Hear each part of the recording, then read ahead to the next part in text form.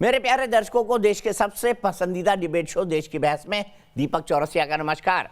कन्याकुमारी से चीर भवानी तक, कोटेश्वर से कामाख्या तक और लक्षद्वीप से लेह तक जो सबसे बड़ा मुद्दा होता है उसमें हम आपकी राय जानकर चुनते हैं देश की बहस का विषय। बहस की दशा और दिशा भी आपके माध्यम से तय होती है। साथ ही शो में आप और हमारे एक्सपर्ट पैनल मंच को साझा करते हैं और देश में हो रही सबसे बड़ी हलचल पर बेबाकी से अपनी बात रखते हैं। तो आइए शुरू करें देश की बहस माननीय जनता और मेहमानों के साथ। आज आपने देश की बहस का जो मुद्दा तय किया है वो है सभी के हिंदू पूर्वजों के वंशज होने पर आपत्ति किसे। इसे 80% लोगों ने वोट देकर देश की बहस का मुद्दा बनाना चाहा है। इतिहास और तारीखें गवाह हैं कि किस तरह बाहर से आए विदेशियों ने बर्बरता की थी, भारत की विशाल संस्कृति और भारतीय समाज की मूल भावनाओं को चोट पहुंचाई और भारतीय समाज में एक ऐसी खाई खोदी गई जिसका फायदा बाद में अंग्रेजों ने भी उठाया। इसी का जिक्र करते हुए संघ प्रमुख मोहन भागवत का एक बयान आया है जो सियासी गलियारों में चर्चा का केंद्र है। दिल्ली में एक किताब के विमोचन के मौके पर संघ प्रमुख ने कहा कि भारत में रहने वाले सभी हिंदू पूर्वजों के वंशज हैं और मुगलों ने मुस्लिमों में अलगाववाद पैदा किया था। ये बात कई मुस्लिम बुद्धिजीवियों को अच्छी भी लगी तो कई सारों को चुप भी गई।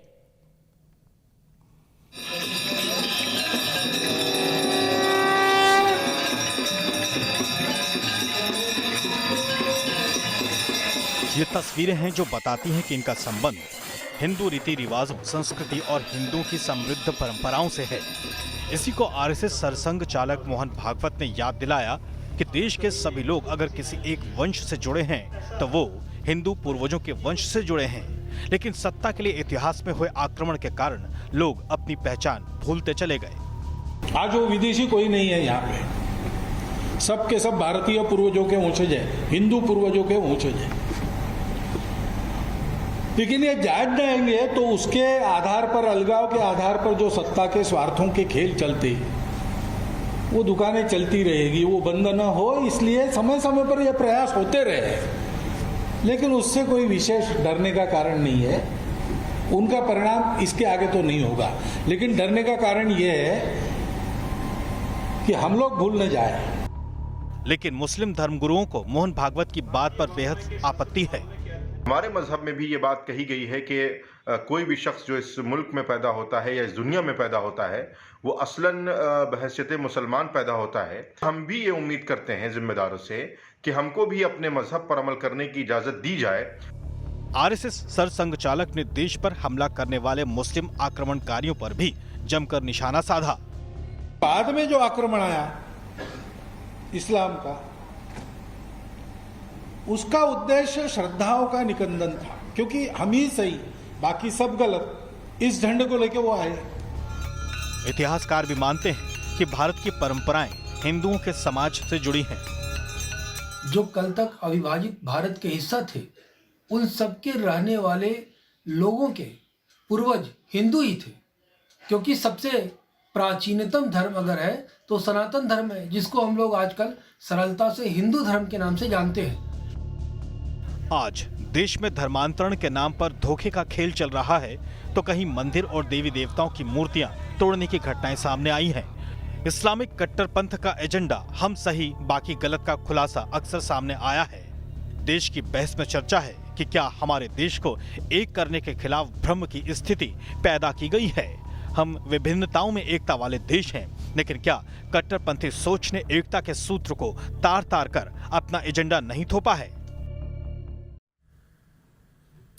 और देश की बहस में हमारा आज का सवाल इसी से जुड़ा हुआ है। भारत की पहचान ही हिंदू संस्कृति है, हाँ या ना में आप अपना जवाब दे सकते हैं। आप हमारी वेबसाइट पर जा सकते हैं, आप हमारे मोबाइल ऐप को डाउनलोड कर सकते हैं, आप हमारे ट्विटर हैंडल का इस्तेमाल कर सकते हैं, आप हमारे फेसबुक पेज पर जाकर भी वोट कर सकते हैं। कार्यक्रम के दौरान कोई राय, सुझाव या आपका मत कार्यक्रम में शामिल होने के लिए बनता है तो हमें 9711002266 पर व्हाट्सएप कर दें। सबसे पहले एक बड़े इंटरनेशनल पैनल को इंट्रोड्यूस करूंगा। मेरे साथ तारिक फतेह साहब है, जाने माने पॉलिटिकल कमेंटेटर हैं, साथ ही साथ पत्रकार हैं। मेरे साथ अवनीजेश अवस्थी जी हैं जो कि प्रोफेसर है दिल्ली यूनिवर्सिटी के।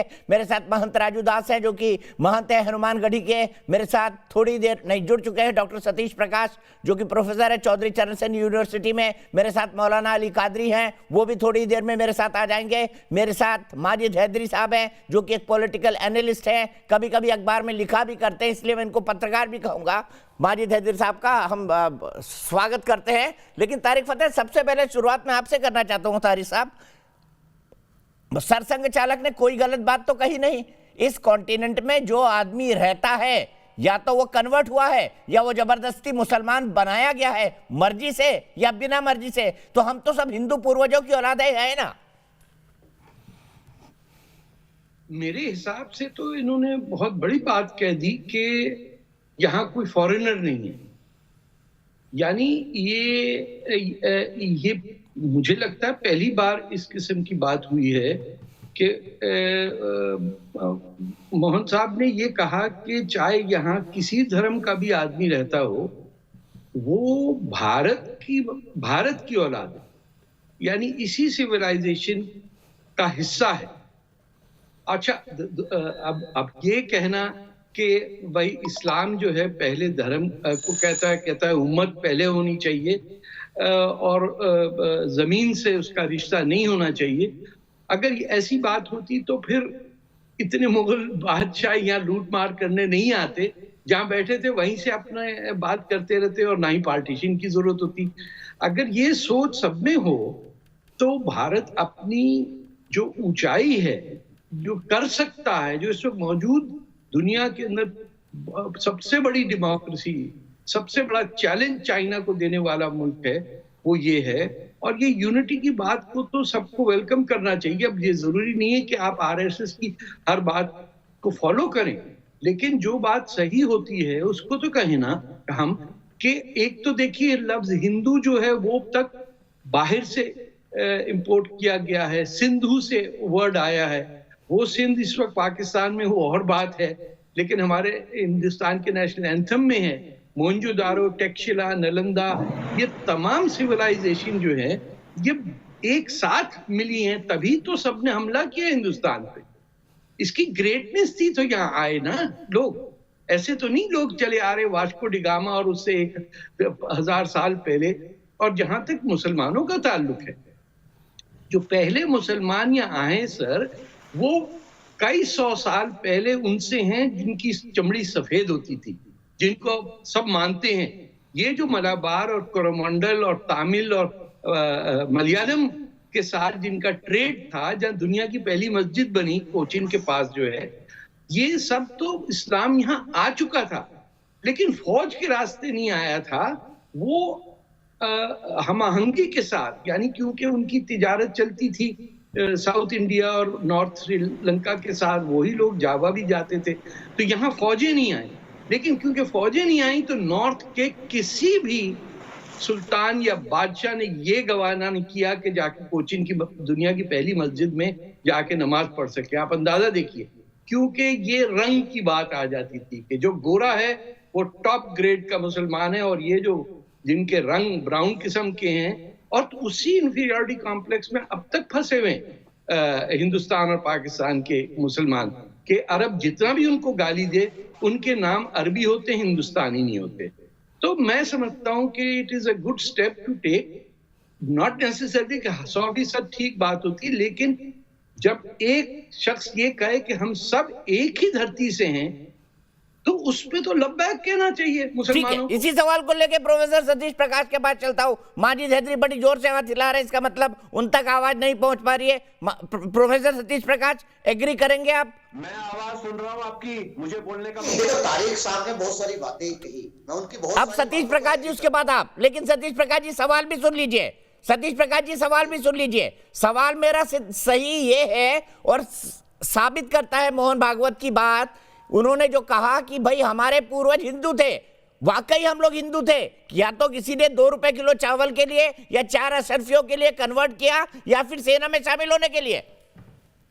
नहीं, देखो दीपक जी, अगर आप ये आरोप लगाते हैं कि इस देश के मुसलमानों का ओरिजिन कहीं ना कहीं अरब है, तो आप ये भी एक सवाल है कि इस देश का जो आर्यंस अपने आप को कहते हैं, जो मोहन भागवत जी की असली चिंता का कारण है, उनका ओरिजिन भी इंडिया तो नहीं है, भारत नहीं है। उनके ओरिजिन के ऊपर भी सवाल है और ये बहस का हिस्सा बाल गंगाधर तिलक से लेकर के आज तक बना हुआ है।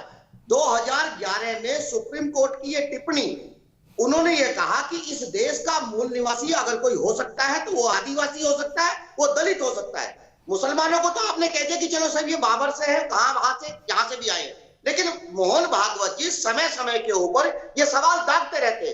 देखिए, मैं एक बात जरूर कहूंगा कि इस पूरी बहस के दो कारण हो सकते हैं। अगर साइंटिफिक दृष्टि से आप देखेंगे तो कोई भी नस्लीय श्रेष्ठता यहां नहीं है, और भारत का संविधान भी नस्लीय लिंग भेद या नस्लीय श्रेष्ठता को मना करता है।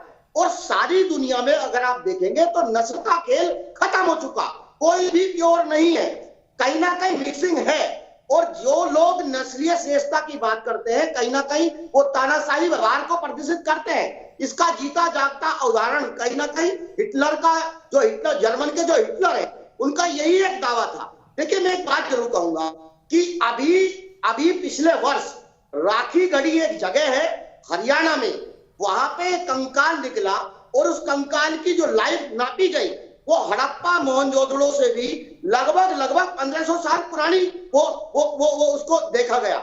वहां पे चूंकि बीजेपी की सरकार थी, तमाम लोगों को लगा कि ये अच्छा मौका है अपने आप को आर्यन सिद्ध करने का, लेकिन जब उसकी जेनेटिक कोडिंग चेक की गई तो आर्यंस की जो जेनेटिक कोडिंग है वो R1A1 है।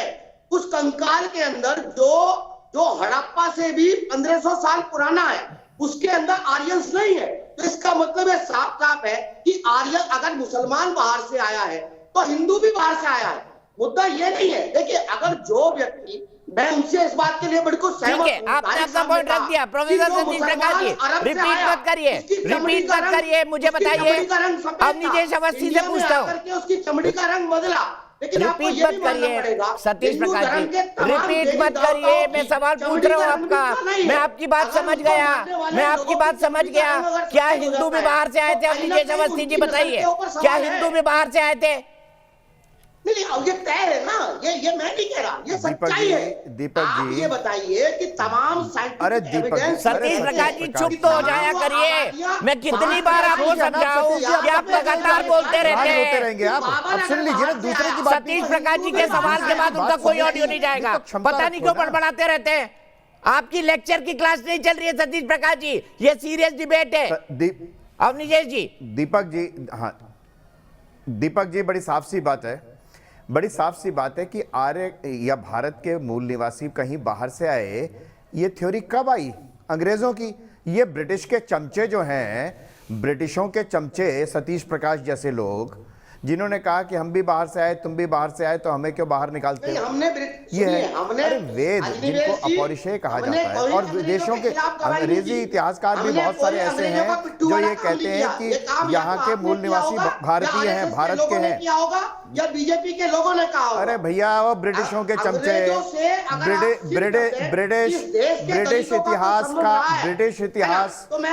इतिहास को चाटने वाले, ब्रिटिश इतिहास को मानने और चाटने वाले। अरे जरा भैया सुन लो ना दूसरे की बात। अरे बहुत बोल लिए ना तुम, शर्म है कि नहीं? दूसरे को बोलने दोगे कि नहीं? भाई दीपक जी, इनका बंद करिए फेडर। सतीश प्रकाश जी, एक गलत तरीका है प्लीज। आवाज बंद करिए, सतीश प्रकाश जी, एक गलत तरीका है। आप हर किसी के बीच में बोलते हैं और पता नहीं क्या बीमारी लगी आपको। पुराना, पूरे विश्व का सबसे प्राचीनतम ग्रंथ ऋग्वेद माना जाता है। ऋग्वेद प्राचीनतम ग्रंथ माना जाता है। और तो और मैं ये कह रहा हूं, गौतम बुद्ध जो है वो 566 ईसा पूर्व में हुए, ईसा उसके बाद में हुए। अब ये अंग्रेज कैसे सह लेते कि हमसे भी पहले के हैं ये क्या? तो उन्होंने कहा नहीं, हम ही वही हैं, हम भी वही हैं। ये थोड़ा पहले आ गए थे, हम थोड़ा बाद में आए। भारत माता की संतान, यहां पर रहने वाले हम सब लोग एक भारत माँ के संतान हैं। हजारों वर्षों से यहाँ पे रह रहे हैं। ब्रिटिशों की इस चाल को, ब्रिटिश अंग्रेजों की इस चाल को चाटने वाले सतीश प्रकाश जैसे लोग यहाँ पर मुट्ठी भर भी लोग नहीं है। जाइए ना बाहर, जाइए सतीश प्रकाश, आप नहीं है यहाँ के रहने वाले, तो जाइए आप यहाँ से, आप भी विदेश में जाइए। हम तो हैं यहीं के, हम तो हैं यहीं के। जो यहाँ पे रहता है उसको मानना पड़ेगा कि हाँ, हम इसी भारत माँ के संतान हैं, हम यहीं के हैं। आप कहते रहिए आप बाहर से आए थे तो जाइए, आप बाहर जहां से आए थे वहां चले जाइए। जाइए ना फिर ठीक है, एक मिनट, मैं और माजिद जहाँ तक- हैदरी को जोड़ूंगा। जहाँ तक विदेशी सतीश आक्रमण प्रकाश जी, करने मैं की आपसे बात है, आखिरी बार इस्लाम रिक्वेस्ट कर को रहा तो बहुत बाद हूँ, में शुरू सतीश हुआ। प्रकाश जी, मैं आपसे आखिरी बार रिक्वेस्ट कर रहा हूँ कि कृपया हर किसी के बीच में ना बोले। आपको पता नहीं क्या बीमारी है, आपको पता नहीं क्या बीमारी है, आप हर किसी के बीच में बोलना शुरू कर देते हैं। माफ कीजिएगा इन शब्दों का इस्तेमाल कर रहा हूं, क्लास में क्या पढ़ाते होंगे मुझे आश्चर्य हो रहा है। गलत बात नहीं होने दूंगा ना। अरे सर, गलत बात उसके लिए तरीका है ना, उसके लिए डिबेट में तरीका है, उसके लिए डिबेट में तरीका है। ये अंग्रेजों के इतिहास मैं सीधे चलता हूँ अजय सिखवाल के पास, मेरे दर्शक जयपुर से जुड़ गए हैं। अजय, क्या मोहन भागवत जी की बात को उचित मानते हैं आप?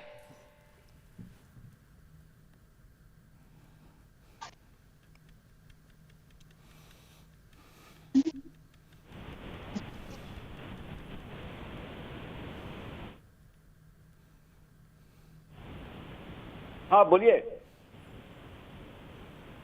हेलो, बताइए, क्या मोहन भागवत जी की बात को उचित मानते हैं आप? अरे मेरे एक बात समझ नहीं आ रही कि इस समय भारत बहुत एक आर्थिक उससे गुजर रहा है, गरीबी से गुजर रहा है। इस समय इस मोहन भागवत जी को कौन इस्लाम पहले आया कि हिंदू पहले आया, इससे ज्यादा डिबेट करने से बढ़िया उनको देश की स्थिति के बारे में डिबेट करते तो ज्यादा अच्छा होता। चलिए ठीक है अजय जी, आपने बिल्कुल सही बात कही। हर एक की अपनी प्रायोरिटी होती है, और मेरे ख्याल से वो जो मसला था वो बुक विमोचन का था, उसी संदर्भ में वो बुक थी, इसीलिए शायद उन्होंने वो टिप्पणी की होगी। महंत राजू दास जी, इस दर्शन को आप कैसे लेते हैं कि हिंदू नहीं, आर्यन भी बाहर से आए थे, सनातन संस्कृति भी हिंदुस्तान के अंदर भारत से आई थी, तो फिर रामायण का क्या होगा, महाभारत का क्या होगा, यजुर्वेद का क्या होगा, ऋग्वेद का क्या होगा? समझाइए, थोड़ा प्रकाश डालिए। उसके बाद माजिद हैदरी। हमको हंसी आ रही है सतीश प्रकाश डालिए सतीश पर कुछ। बुद्धिजीवी पत्रकार प्रवक्ता हैं और बुद्धिजीवी वर्ग के लोग हैं। ऐसे लोग सही को छुपाने के लिए सत्य को सत्य न कह के, जिस प्रकार इन्होंने टीवी चैनल डिबेट में जिस प्रकार से सनातन धर्म संस्कृति और हिंदुओं को बोला, ये बाहर से आए हैं, कष्ट इस बात की है। मुझको लगता है इनके माता पिता ने ऐसी शिक्षा नहीं दिया। सतीश जी, तकलीफ नहीं होना चाहिए, दुख के साथ मुझको कहना पड़ता है। जिस प्रकार से सनातन संस्कृति पूरे सभी धर्मों को फलने फूलने का स्वतंत्रता दिया, सबको अधिकार दिया। मैं ज्यादा तो नहीं बोलना चाहता, थोड़े में मैं कहना चाहता हूँ, जब मैं पूजा पाठ करता हूँ तो धर्म की जय बोलता हूँ। धर्म चाहे किसी का हो, अधर्म का नाश हो, कोई भी अधर्म हो, नाश हो, प्राणियों में सद्भावना हो, विश्व का कल्याण हो, वसुदेव कुटुंबकम की भाव लेकर मैं रहता हूँ। वेद, पुराण, शास्त्र, उपनिषद सभी में ये वर्णित है, उसको आप नहीं झुठला सकते सतीश प्रकाश जी। और दुख के साथ कहना पड़ता है, जिस प्रकार से मुस्लिम आताताई आक्रमणकारियों ने जिस प्रकार से सभी धर्मों, मैं एक धर्म की बात नहीं करता हूँ, विभिन्न पंथ, विभिन्न मजहब, विभिन्न संप्रदाय के लोगों को नष्ट विनष्ट करने के लिए मठ, मंदिर, गिरजाघर, गुरुद्वारा तोड़ने का अथक प्रयास किया। बाबर से लेकर देख लीजिए, औरंगजेब से लेकर देख लीजिए, मतलब तमाम ऐसे बड़े बड़े बादशाह हुए जिन्होंने हिंदुस्तान में आकर और जिस प्रकार से सनातन धर्म संस्कृति को नष्ट और विनष्ट करने का कोशिश किया। इतिहास इसका गवाह है, मैं नहीं सतीश प्रकाश बोल रहा हूँ, यह इतिहास बोल रहा है। सतीश प्रकाश, इतिहास पढ़ के देखो, उसके बाद ज्ञान हो जाएगा कि सनातन धर्म संस्कृति क्या है। 2000 वर्ष पूर्व में, इसके पहले तो सनातन धर्म संस्कृति का ही बोलवाला था। आप किसी भी जो है सनातन धर्म संस्कृति, उपनिषद, वेद, पुराण, शास्त्र, रामायण, गीता, भागवत, तमाम चीज उठा के आप देख लो। आप तो पढ़ने में मास्टर हो, प्रवक्ता नंबर 1 हो, फिर भी ऐसे झूठ क्यों टीवी पर बैठ के बोलते हो? क्यों लोगों को बताते हो? क्यों आप दलित को? ठीक है महंत जी, आपने जवाब दिया। हम सतीश प्रकाश जी के पास भी चलेंगे, लेकिन उससे पहले मैं सीधे चलूंगा माजिद हैदरी के पास। माजिद हैदरी जी, मेरे सवाल का जवाब दीजिए। अभी महंत राजू दास जी ने कहा कि हम घर में कोई भी पूजा करते हैं, ये बोलते हैं प्राणी मात्र में सद्बुद्धि हो, विश्व का कल्याण हो, छोटी से छोटी पूजा, वसुदेव कुटुंबकम की बात करते हैं। आप जब नमाज पढ़ते हैं तो क्या विश्व के कल्याण की और दूसरे धर्म के कल्याण की बात करते हैं? आप दीपक भाई, आपने एक बात बहुत अच्छी कही कि ये सीरियस विषय है और इस विषय पर सबों को बात करने का मौका मिलना चाहिए। अगर अपने देश से बाहर वालों को भी बात करने का मौका दिया तो घर वालों को भी, मेरे जैसों को बात करने का मौका दीजिएगा। देखिए, माननीय मोहन भागवत जी की जो धार्मिक आस्था है उससे राष्ट्रीय भाईचारे का पाठ निकालने की जरूरत है कि चले मोहन भागवत जी ने एक तो चीज मानी कि अगर हमारे पूर्वज एक ही धर्म, मेरे सवाल का जवाब दीजिए माजिद हैदरी जी। मैंने आपसे क्या सवाल पूछा? मैंने सवाल पूछा, जब भी कोई हिंदू पूजा करता है तो वो कहता है विश्व का कल्याण हो, 3 पॉइंट है, प्राणवियों में सद्बुद्धि हो, विश्व का कल्याण हो। क्या आप अपनी नमाज अदा करते हुए कहते हैं कि प्राणियों में सद्बुद्धि हो और विश्व का कल्याण हो, वसुदेव कुटुंबकम हो? बोलते हैं क्या? इतना बता दीजिए, हाँ या ना, जवाब साफ हो जाएगा। जो वासुदेव कुटुंबकम है ना, ऐसी चीज हमारी नमाज में आती है कि हम बोलते हैं रब्बुल आलमीन। रब्बुल आलमीन मीन्स तमाम दुनिया वालों का अल्लाह, ऊपर वाला खुदा, तमाम दुनिया का, सिर्फ मुसलमानों का नहीं, हर एक का, हिंदू का, मुस्लिम का, सिखों का, सबों का खुदा, वो हमारा नमाज का शुरू होता है। लेकिन मैं आपसे एक चीज कहना चाहता हूँ, मेरा धर्म मुझे ये पाठ देता है कि सिर्फ भारत के नहीं, पूरे विश्व के जो लोग हैं उनके पूर्वज मुसलमान थे। राम सेतु जो है वो मुसलमानों ने बनाया था और मुगलों ने जो इस भारत के लिए काम किया, आज भी पूरा भारत मुगलों का खाता है। मेरे हिंदू भाई भी आज भी मुगलों का खाते हैं। ताजमहल से 125 करोड़, ताजमहल से 125 करोड़ रुपए मिलता है हर साल। क्या वो मेरे हिंदू भाइयों को नहीं मिलता? अरे मूर्ख, बेवकूफ, गधे, आतंकवादी, तुमको लाज शर्म नहीं लगती है? जिस प्रकार से 800 वर्षों से देखो लाखों माँ बहनों का कत्लेआम किया, लाखों राज्य राजवाड़े को ध्वस्त किया। राम सेतु जो है वो मुसलमानों ने बनाया। मैंने इस पे रिसर्च पेपर लिखा है, आप अभी गूगल कर लें। मुगल तो आज भी इस देश को खिलाते हैं, मेरे हिंदू भाइयों को भी खिलाते हैं। 125 करोड़ रुपए आपको सिर्फ ताजमहल से फायदा मिलता है हर साल। क्या वो मेरे हिंदू भाइयों को नहीं मिलता? सिख भाइयों को नहीं मिलता? मुसलमान भाइयों को नहीं मिलता? अरे हिंदू मुगलों आज भी खाते हो और आज भी हरामी करते हो। थोड़ी शर्म करो, गाली गलौज बंद करो, मुगलों का शुक्रिया करो, बोलो आज शहंशाह शाहजहां शुक्रिया आपका, शहंशाह शाहजहां शुक्रिया आपका। आज आप इस देश को खिलाते हो, हिंदुओं को, मुसलमानों को, सिखों को, ईसाइयों को खिलाते हो। आज भी ऐसा ताजमहल बनाया मुसलमानों ने, आज भी भारतवर्ष उससे खाता है। अरे शुक्रिया कीजिए। आज भारतवर्ष खाता है। कितनी बड़ी बात बोल गए माजिद हैदरी, कितनी बड़ी बात बोल गए। भारतवर्ष मुगलों की खाता है। तारिक फतेह साहब, मैं जानना चाहता हूँ, भारतवर्ष क्या मुगलों की खाता है? मुगलों की खाता है भारतवर्ष, मुगलों की कमाई खा रहा है आज तक। ये भरोसा है इनको अपने देश पर। माजिद हैदरी, डल झील में डूबकर मर जाना चाहिए आपको तुरंत। घर में जो रोटी आती है मुगलों की दी हुई रोटी आती है। तारिक फतेह साहब, फिर मैं मौलाना अली कादरी के पास जाऊंगा। करा दें।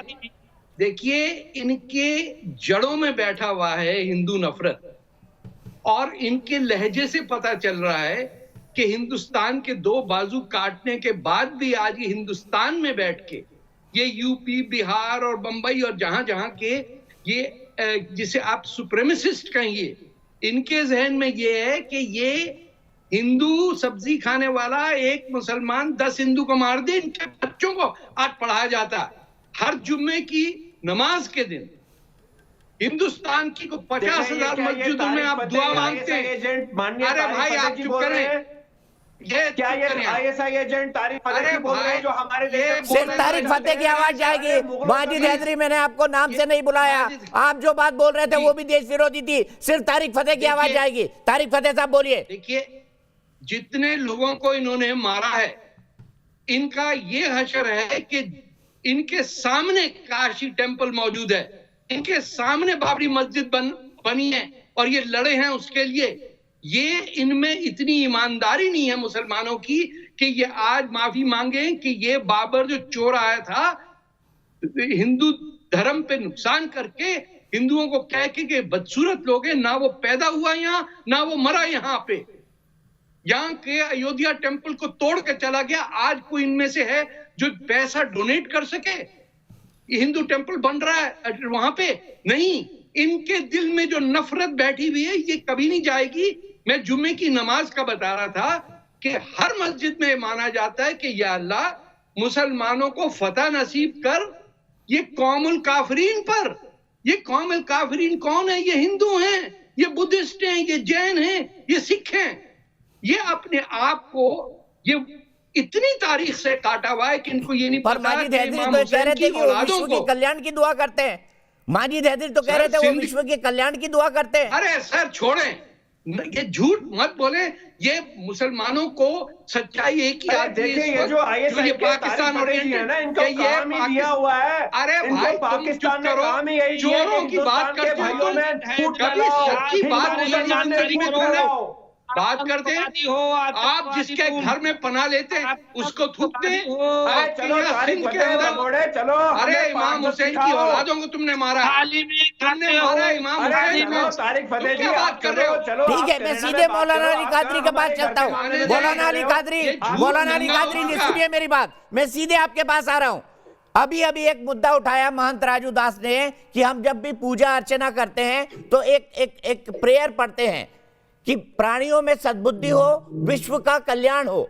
मतलब ये कोई भी आदमी एक प्रेयर करेगा, ये घर की पूजा में होगा ही होगा। क्या नमाज में भी पढ़ा जाता है कि विश्व का कल्याण हो? और पढ़ा जाता है तो कहां पढ़ा जाता है, मुझे बता दीजिए।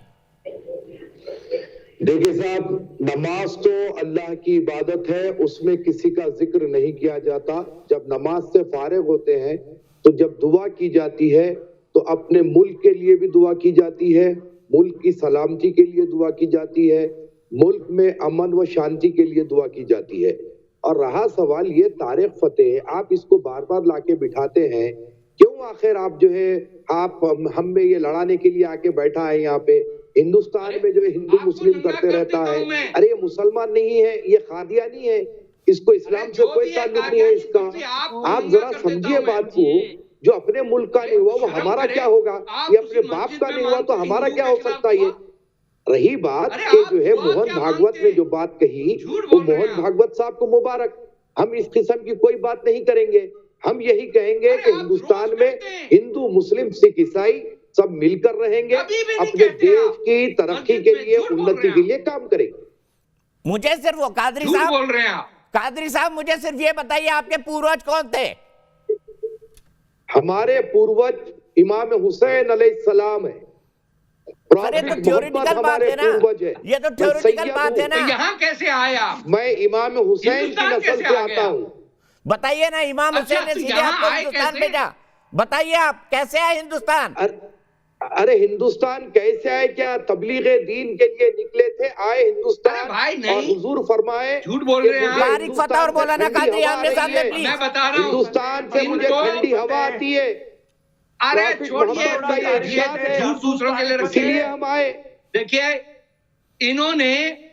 इनको ये कभी अपने बच्चों को नहीं बताएंगे कि इमाम हुसैन की औलादों को राजा दाहिर ने पनाह दी सिंध के अंदर, और इन्होंने ये आज भी सपोर्ट करते हैं मोहम्मद बिन कासिम ने, जिसने 20,000 हिंदू लड़कियों को ले जाके दमिश्क में बेचा। और जो मुसलमान जिनको पनाह मिली हुई थी हिंदुस्तान में, उनके गले काटे इन्होंने आके। और ये सब नहीं, अरे ये पागल है, इसको खामोश बिठाओ। आप इन्हें सिर्फ हिंदुस्तान के लोगों को लड़ाने की कोशिश करता है, एक नंबर का पागल है इन्हें। इसको क्यों लगा ले रहे हैं आप? अरे इसका भारतीय टेलीविजन पे क्या काम है? हिंदू मुस्लिम हिंदू मुस्लिम आपस में लड़ा रहा है। व्यक्तिगत होने के बाद हमारे पे पास भी कई मौके होते हैं, व्यक्तिगत ना होइए, तर्क की बात करिए। मौलाना का झूठ पकड़ लिया, मौलाना कादरी तर्क की बात करिए, तर्क की। अरे मैं आपको कह रहा हूँ ना, तर्क की बात ही तो कह रहा हूँ आपको। ये हमारा अपना देश है, हम इस देश की तरक्की के लिए, हम इस देश की उन्नति के लिए, इस देश की भाईचारगी के लिए हम दुआ करते हैं और करते रहेंगे। अगर हिंदू इस देश के लिए जब जरूरत पड़ेगी हम अपनी जान भी देंगे, अपनी जान से ज्यादा इस देश को हम चाहते हैं। अगर हिंदू आपके पूर्वज नहीं थे तो आप टपके कहां से? जवाब दीजिए। अरे टपके कहां से क्या साहब, टपके नहीं है, हम तो आए हैं हिंदुस्तान को, यहाँ पर आए और अपना देश इसको मानते हैं। कौन लेकर आया? मुगल लेकर आए, अफगानी लेकर आए, ईरानी लेकर आए, पर्शियन लेकर आए, कौन लेकर आए आपको? जो अरे हम किसी के लेने के पर नहीं आए, हम अपनी मर्जी से आए हैं। ये देश हमारा है, हम इस अरे देश कौन लेकर आया भाई? कौन लेकर आया आपको? कौन लेकर आया बताइए? या अरे तो आप साहब, ऊपर से विशाल टपके भारत खजूर का के पेड़ नक्शा से, कभी या देखे कोई आपको हैं लेकर कि आया है? विशाल भारत कहाँ तक होता है? ये तैमूर कौन के किसको साथ लेकर आए, आता तैमूर है? के साथ। विशाल भारत ये कहाँ मुगल तक और है? तैमूर के साथ आए पहले थे। विशाल भारत का नक्शा देख लो। विशाल भारत पूरा मिडिल ईस्ट तक जाता है। कहाँ के बाहर के अंदर की बात कर रहे हैं आप? ठीक है, मैं सब सीधे अवनी भारतीय जैस है। अवस्थी जी के पास जाता हूँ। अवनी जैस अवस्थी जी, अब विशाल इनको भारत का अखंड भारत नक्शा याद आ रहा है। देखो। जब ये फंस रहे हैं ना, ये कहां से आए, तब इनको अखंड भारत याद आ रहा है। मैं समझना चाहता हूँ, ये आए तो आए कहां से? अब इनको अरे, अखंड इस भारत डिबेट याद में आ रहा है। तारिक फतेह ये कहां आए से तो आए आया? कहां से? इस डिबेट में तारिक फतेह कहां से आए, वो बताइए देश को। कनाडा से आए, टोरंटो से। आपके पेट में क्यों दर्द हो रहा है? टोरंटो से आए, कनाडा से। माजिद हैदरी के पेट में दर्द होना चाहिए। अवनी जैस अवस्थी जी जवाब। और तारिक फतेह यहाँ रहने नहीं आए, पैनल में शामिल होने आए हैं। सिर्फ अवनी जैस अवस्थी की आवाज। 1947 से पहले भाई आपने हर पीछे ही पाकिस्तानी अल्लाह हिंदुस्तानी क्यों था। लिखवाया हुआ है आपने? 15 अगस्त मैं तो हिंदुस्तानी 1947 से हूँ। पहले आपने हर पीछे अल्लाह पाकिस्तान को जो हिंदुस्तानी हो, वो हिंदुस्तानी था। पाकिस्तान के हुए नहीं, अब ये हिंदुस्तान में आपने फूट बदला। डालोगे। और अरे सुन लीजिए भाई, कादरी आप साहब, सुन पीछे लीजिए, लिखा हुआ है आपके। सुन लीजिए, आपके मैं पीछे आपको एक लिखा हुआ लिस्ट है। बताता हूँ, उसमें नाम जोड़िएगा आप।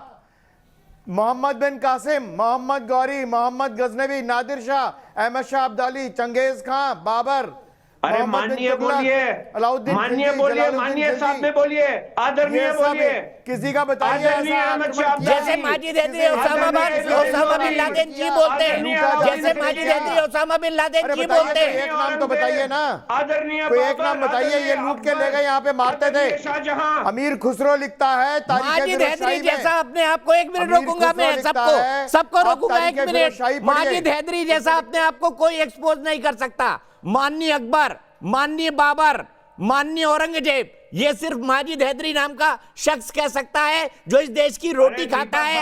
अभी अभी जिस लिहाफ को ओढ़ कर बैठा हुआ है, वो भी इसी देश में बस बना है। ये देखिए सुशील पंडित जी, माननीय अकबर भी है, माननीय बाबर भी है, माननीय महमूद गजनवी भी है। हमारे आदरणीय बोलिए, जिनका खाते हैं ना उनके थाली में छेद ना कीजिए। देखिए देखिए सुशील पंडित जी, किसका खाते हैं ये और किसकी थाली में खेत कर रहे हैं? हिंदुस्तान का खाते हैं आप लोग और हिंदुस्तान की थाली में छेद कर रहे हैं माजिद हैदरी। सुशील पंडित जी, क्या ये हकीकत है या नहीं? क्या आदमी है जो कहता है कि हिंदुस्तान के हिंदुओं को ताजमहल खिला रहा है? अगर ताजमहल नहीं होता तो हिंदुस्तान भूखा मर जाता। अरे भैया, जिस देश के अंदर एक कब्र नहीं थी, कहां से तुमने पकड़ वहां के लाते हो कब्रिस्तान दीपक बना दिए। चौरसिया? तुम जो आदमी इतनी मूर्खतापूर्ण बात कर सकता हो, अरे क्या मूर्खता, 125 करोड़ आपको छोटी उसके रकम अंदर दिखती है? जहनियत नाम की केवल तो एक कोई चीज ही ताजमहल नहीं है से? कोई। हाँ, 100 करोड़ रुपए आपको दिल्ली के लोधी गार्डन से। अरे तिरुपति बालाजी एक दिन में चढ़ता है। तिरुपति बालाजी में सुशील पंडित जी जवाब दीजिए प्लीज, मैंने सवाल पूछ रहा है, मैं फ्री फॉर ऑल नहीं बनने देना चाहता हूँ। सुशील पंडित जी, आप जवाब के लिए तैयार हो? उससे पहले राम नरेश कुशवाहा कोटा से, राम नरेश जी क्या कहेंगे? जितने भी लोग यहाँ रह रहे हैं, उनको अपने पूर्वजों को हिंदू मानने में कोई आपत्ति होनी चाहिए?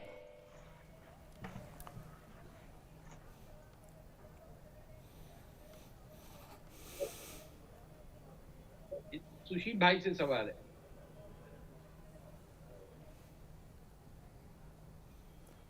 राम नरेश जी, अरे सुशील जी भी खाते हैं आज मुगलों का, मुगलों की देन में खाते हैं आज ये भी। राम नरेश कुशवाहा जी बताइए। कोई नमक हरामी ना हो। ऐसा डिले मत करा करिए, बहुत स्ट्राइक के लिए होता है शो का। राम नरेश कुशवाहा जी, कुछ कहना चाहेंगे आप? जी बिल्कुल सर, बिल्कुल। जैसे इन्होंने जिस तरह से ये कह रहे हैं, जिस तरह से हमारे मेहमान यहाँ पे मित्र बोल रहे हैं कि हम लोग मुगलों का खा रहे हैं, हम लोग आज बाबर का खा रहे हैं, हम लोग आजम का खा रहे हैं, ये तो इनका सरासर ये गलत आरोप है सर। ये देश का इतिहास उठा के देखिए, हम देश का इतिहास उठा के देखिए सर। यहाँ पे महाभारत कालीन इतिहास उठाइए, यहाँ पे रामायण कालीन इतिहास उठाइए सर। हम कब से, ये देश तो शुरुआत से सर हिंदुओं का रहा है, शुरुआत से देश हिंदुओं का रहा है। सीधे सुशील पंडित जी के पास चलता हूं। सुशील पंडित जी, अवनी जैस अवस्थी जी, माजिद हैदरी की सोच पर क्या कहेंगे? बाबर जी बोलिए, अकबर जी बोलिए। दीपक जी सुन लीजिए, अरे सुन लीजिए दीपक जी, मैं इनको बताता हूं। दीपक जी मैं बताता हूं इनको, तमाम मुस्लिम इतिहासकार, बाबर को अपने देश से लात मार के निकाला गया था और वो भागता भागता यहां पर आया था। ये वहां पर सब भूखे नंगे थे, वहां पर कुछ होता नहीं था। यहां से हजारों खच्चरों में भर करके ये दौलत लूट के जाते थे। चंगेज खां पैसा मांगता था, अहमद शाह अब्दाली लूट के जाता था, नादिर शाह यहाँ पर चाई चौक में लूट करके जाता था यहाँ से। मुगलों ने सोने ये सब भूखे नंगे आते थे अरब की तरफ से, इनके पास कौड़ी नहीं थी, एक कौड़ी नहीं थी। भारत से लूट करके अरे जितना तुम ताजमहल की बात कर रहे हो ना, तिरुपति बालाजी में उतना 1 घंटे में चढ़ जाता है। सूबी खान के पास चलता हूं। तिरुपति बालाजी में 1 घंटे में चढ़ जाता है अपना चढ़ावा। सुन लीजिए भाई, मेरी बात सुन लीजिए प्लीज, मेरी बात सुन लीजिए, नहीं तो मैं ऑडियो डाउन करना शुरू करूंगा। उनका तर्क था कि अकबर को महान कहना चाहिए, बाबर को महान कहना चाहिए, औरंगजेब को महान कहना चाहिए, क्योंकि उन्होंने जो ताजमहल बनाए, लाल किला बनाए, उससे हमारा पेट पल रहा है। सच है ये? जी जी जी दीपक जी, देखिए आज मैं औरंगजेब, बाबर और शाहजहां इस तरह के लोगों पर अपना वक्त जाया तो नहीं करना चाहती थी, लेकिन इन्होंने पूछ ही लिया है सवाल, तो मैं इनको ये बता दूं या ये खुद अपने आप से सवाल पूछ लें कि इनके सो कॉल्ड मुगल या जो भी आक्रांता भारत में आए, जब घोड़ों पर वो अपने फटे चिथड़े कपड़ों में अपनी उन कबायली इलाकों से भारत की तरफ जब उन्होंने रुख किया, तो क्या जमीनें अपने घोड़ों पर लाद के लाए थे? जितने भी मदरसे बने, जितने भी मस्जिदें बनी, ज्यादातर हमारे मंदिर विध्वंस और विकृत करके बनाए गए।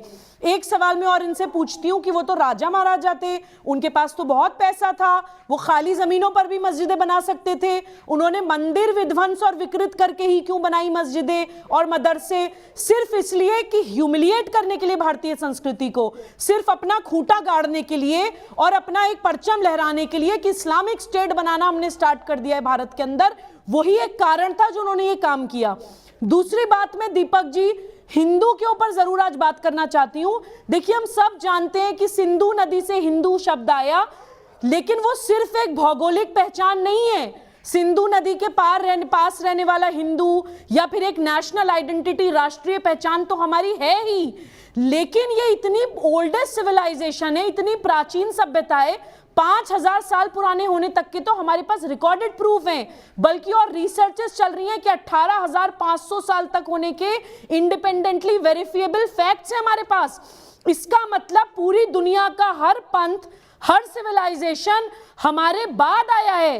तो हिंदू ना ही सिर्फ भारत में रहने वालों के पूर्वज हैं, बल्कि पूरी दुनिया की सारे पंथों और सारी सभ्यताओं के पूर्वज हैं।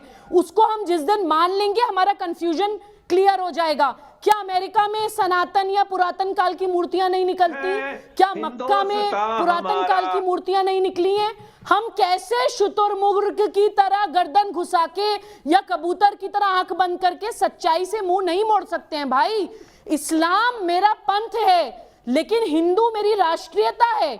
मैं मुसलमान होते हुए भी हिंदू हूं। आप लोग रिलीजन पे यहाँ बहस करते हैं, पंथ पे यहाँ बहस करते हैं, आप लोग रिलीजन पे यहाँ बहस करते हैं। दीपक जी प्लीज, मैं किसी के बीच में नहीं बोली। कैसे भूल गई हैं? ठीक है, सुबह कंक्लूड करिए, मेरे को नेक्स्ट पैनलिस्ट के बाद जाना है, कादरी साहब और उसके बाद तारिक फतेह साहब। कादरी साहब मेरा सीधा सवाल आपसे है जी, सनातन धर्म दुनिया की सबसे पुरानी, प्राचीन, पौराणिक क्या बोलते हैं, पूजा की पद्धति है, एक सिविलाइजेशन है। मैं आपसे समझना चाहता हूँ, इस्लाम तो 1400 साल पहले आया, फिर इतना सुपीरियरिटी कॉम्प्लेक्स आप लोगों में क्यों? ये समझना चाहता हूँ। 1400 साल पुराना एक धर्म और 14500 साल पहला पुराना दूसरा धर्म। आप 14,000 बोल लीजिए, 25,000 बोल लीजिए, हमारा अपना ये मानना है कि जितने इस पृथ्वी पर पैदा होते हैं सब मुसलमान पैदा होते हैं, क्योंकि हजरत आदम मुसलमान थे। हमारा ये अपना फेथ है। साइंटिफिक फैक्ट बताइए, साइंटिफिक फैक्ट बताइए, साइंटिफिक फैक्ट बताइए। आदम है, औलाद आदम जो होता है वो मुसलमान होता है। अब रही बात कि किसी ने मान लीजिए ना, इस्लाम का रिटर्न इतिहास 1400 साल पुराना है, मान लीजिए उससे पहले इस्लाम था नहीं। आने के बाद सारे लोग प्रॉफिट मोहम्मद के उम्मती है। किसी ने माना, किसी ने नहीं माना। जिसने माना वो मुसलमान हो गया, जिसने नहीं माना वो मुर्तद हो गया। मारो उसे, उसकी गर्दन मारने का है ना? अच्छा मुझे बताइए, मैं दूसरी बार ये सवाल पूछ रहा हूँ, तारिक फतेह साहब, क्या इस्लाम है तो फिर ये तय कर लो कि आप मुसलमान पैदा हुए एज पर इस्लामिक थॉट्स। आप ये मुझे बताइए, जब भी इनसे सवाल पूछा जाता है ये आदम और हव्वा के पीछे बैठकर छुप जाते हैं, पर ये क्यों नहीं कहते कि अगर इतने बड़े बड़े विद्वान इनके यहाँ पैदा हुए थे तो इस्लाम का रिटर्न इतिहास सिर्फ 1400 साल पुराना क्यों है? अरे कौन कह रहा है? ये जो अभी हजरत मूसा, इनको खामोश तो हजरत कराए ना ईसा, सर। हजरत इब्राहिम, ये जितने भी तो ईसाई प्रॉफिट बन आए सब इस्लाम का परचम लेकर आए। अच्छा, आप सुन पहले लीजिए। तारीख पढ़ लो दीपक जी, बाद अरे हाँ, में चीन में हिंदुत्व भी का प्रचार करना, समझ रहे ना? 14,000 देखिए, साल की ये बात एक क्या बात- कर रहे हैं? 1400 साल, 14,000 नहीं, 1400 साल, 1400 साल गिनती पे गिने जा सकते किसी हैं। पे तनकीद करने से पहले सर, इनको आपका खामोश विद्वान कराएं तो नहीं मैं है। बोलूं। अच्छा, सिर्फ तारिक फतेह की आवाज जाएगी, मौलाना कादरी की नहीं। कादरी साहब प्लीज खामोश होइए 1 मिनट के लिए, आपने अपना पॉइंट रखा। तारिक फतेह साहब, अच्छा, इन्होंने एक बहुत बड़ी बात एडमिट की है कि जो इस्लाम की दावत कबूल नहीं करता वो मुर्तिद होता है। मुर्तिद की आपको पता है, ये मानेंगे लेकिन छुपा देंगे, सजा क्या है? गर्दन काट दो। ये इन्होंने शरिया में कुरान के बाद ऐड किया। ये वही लोग हैं जिन्होंने प्रॉफिट के अपनी औलादों की गर्दनें काटी हैं। ये कोई ऐसा नहीं कि काफिरों हिंदुओं का काटने का।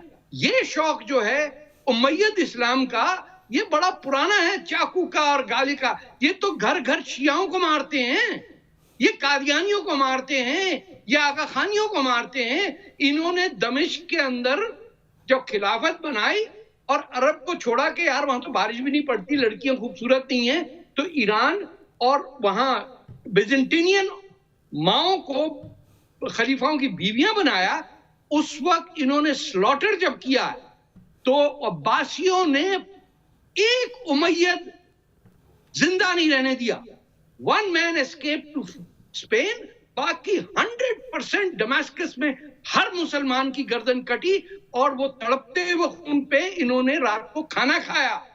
और ये आए फिर हिंदुस्तान उन लोगों को मारने के लिए जो पनाह ले रहे थे राजा दाहिर के सिंध के अंदर, और इन्होंने जाके वहां जो कत्लो गारत मुसलमानों की है, जो कन्वर्ट हुए या अरब वहां के सेटल हुए थे, आज तक आप देखिए कि वही चल रहा है। वही पाकिस्तान में मोहम्मद बिन कासिम और वही पुरानी दिल्ली में किताबें बिक रही हैं। मोहम्मद बिन कासिम क्या है?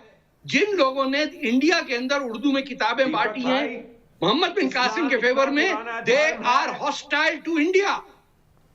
जिसने राजा दाहिर का गर्दन काटने पे नाच मचाया, उनको पनिशमेंट मिलेगी। इन्हें झूठी तारीख गिनाने और अरे आप बता रहे झूठ क्या बोल रहे हैं? हिंदुस्तान में आपस में लड़ाने की कोशिश कर रहा। अरे भाई तुम्हारा नंगा कर दूंगा, याद रखना। तुमने इतने मुसलमान मारे हैं, तुमने हिंदुस्तान के बाजू काटे हैं, कभी नहीं माफ करूंगा मैं तुम्हें। तुमने बंगाल बनाया, पाकिस्तान बनाया, बैठ के कम नहीं 1 मिलियन आदमी मार दिया पंजाब और बंगाल में, और अपनी उर्दू लेकर। अरे भाई तुम भगोड़े इंसान, ठीक है, मैं सीधे चलता हूँ सुशील पंडित जी के पास। सुशील पंडित जी, आप जब जुड़े थे उससे पहले माजिद हैदरी बोल रहे थे कि हमको महान, जिसके घर बना दी उसको सुन लीजिए मेरी बात। माजिद हैदरी का तर्क ये था कि हमको बाबर को महान बोलना चाहिए, औरंगजेब को महान बोलना चाहिए, क्योंकि उन्होंने जो कुछ बनाया, उन्होंने जो कुछ खड़ा किया, आगरे का ताजमहल, लाल किला, उससे जो किराया आता है उससे हिंदुस्तानियों का पेट भर रहा है। इसलिए उनको महान कहिए, उनको सलाम करिए, उनकी ताकीद करिए, उनके लिए झुककर सलाम करिए, उनकी दरबार में पेश होइए। आप पेश होंगे सुशील पंडित इनके दरबार में?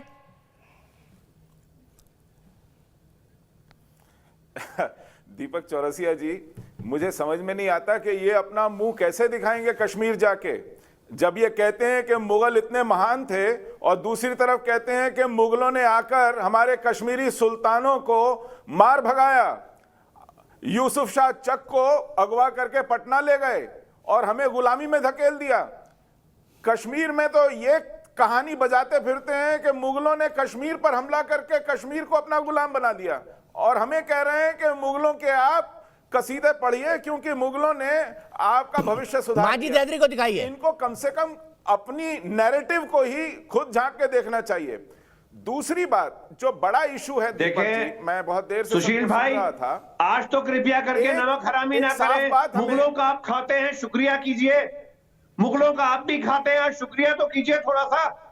जो ताजमहल से पैसा आता है ना, लाल किले से आता है, कुतुब मीनार से आता है, आपकी भी सड़क बनती है, आपको भी बिजली मिलता है, आपको भी पानी मिलता है। थोड़ी सी आज नमक हलाली दिखाइए इस मंच पे मुगलों की तरफ। कब तक आप ये करेंगे? और मैथमेटिक्स पढ़िए, नमक हलाली कैसे होगी? इस देश में लड़ाई की बात नहीं की, फसाद की बात नहीं की। मुसलमानों ने राम सेतु बनाया, एडम्स ब्रिज हम उसे कहते हैं, लेकिन अपने हिंदू भाइयों को बेंच कर दिया। फसाद की बात नहीं की। मुसलमानों ने राम सेतु हलवा खिलाया आपने, आके हिंदुओं को आपने मिठाई बांटी अरबों की। दीपक जी ये जो बस उनकी भेंट क्या लेके भाग बात है, कृपया करके दीपक जी ये जो पूरी बहस है इसको एक तरह से समझना पड़ेगा। आपने 20,000 बेटियां बेच दी आपने। भगोड़ा भाईजान, भगोड़ा भाईजान, अरे भाई जाओ देखिएगा, भाईजान पिक्चर बनाने के लायक भी नहीं रहे, देखिएगा। बहस भटक रही है, बहस भटक रही। मैं वापस सुशील पंडित जी, इन लोगों को दिक्कत क्या है जो ये मान ले कि नहीं ये भारत के पुरानी सनातन परंपरा से जुड़े हुए जो परिवार थे उनके ही वंशज है, ये मान लेने में मौलाना अली कादरी को, माजिद हैदरी को या प्रोफेसर सतीश प्रकाश को दिक्कत क्या है? तुरंत आ रहा हूं, उसके बाद प्रोफेसर साहब आपके पास। मैं बताता हूं। ओके ठीक है,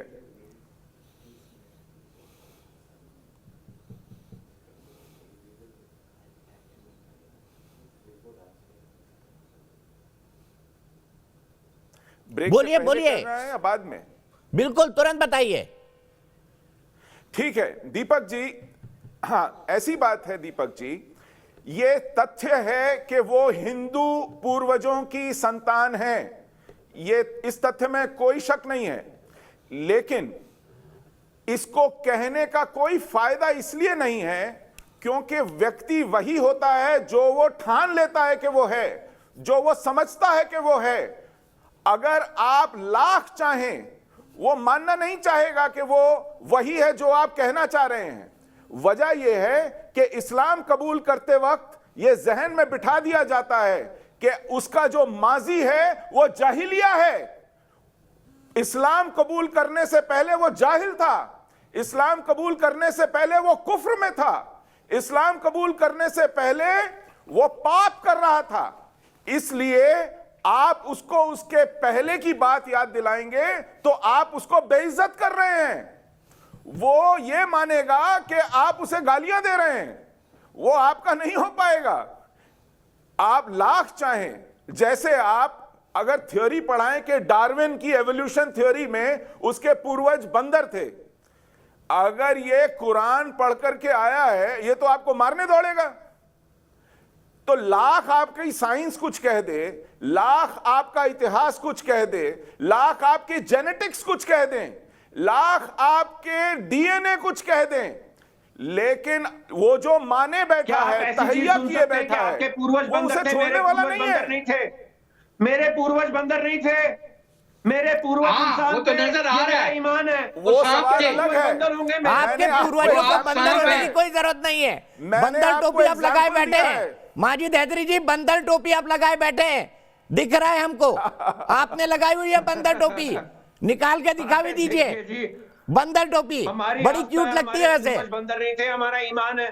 बस बंदर टोपी लगाते हैं आप, सिर्फ बंदर टोपी लगाते हैं। कमल लोहिया, मेरे एक दर्शक, क्विक कमेंट फिर ब्रेक। कमल लोहिया क्या कहेंगे, क्या मोहन भागवत ने जो कहा वो ठीक है? धन्यवाद दीपक जी, मैं आपका बहुत बहुत जो धन्यवाद करता हूं कि इतना ज्वलंत विषय आपने उठाया। और अभी एक सज्जन यहाँ पर बैठे हुए हैं जिन्होंने एक बात कही कि भारत जो है ताजमहल और लाल किले से जो किराया मिलता है उससे चलता है। और मैं इनको बताना चाहूंगा कि जब कोविड-19 के दौर में पूरी दुनिया जो है जूझ रही थी इस महामारी से, तो ये तबलीगी जमात जो हॉटस्पॉट बना वहां जाकर वो किराया ही गिन रहे थे क्या? और दूसरा ये जो कह रहे हैं, एक बात इन्होंने और कही कि राम सेतु जो मुगलों ने बनाया है या जो एक किसी मजहब विशेष ने बनाया है, तो मैं इनसे कहना चाहूंगा कि ये भांग खाकर आए क्या, ये कोई नशा करके इस डिबेट में बैठे हुए हैं? इनको बिल्कुल भी जो ना विषय की गंभीरता क्या होती है इनको समझ नहीं आई है कभी भी, और ना आएगी। चलिए कमल, यहीं रुकते हैं, फिलहाल एक ब्रेक लेते हैं। ब्रेक के बाद नए सिरे से सतीश प्रकाश जी से बहस का सिलसिला शुरू होगा।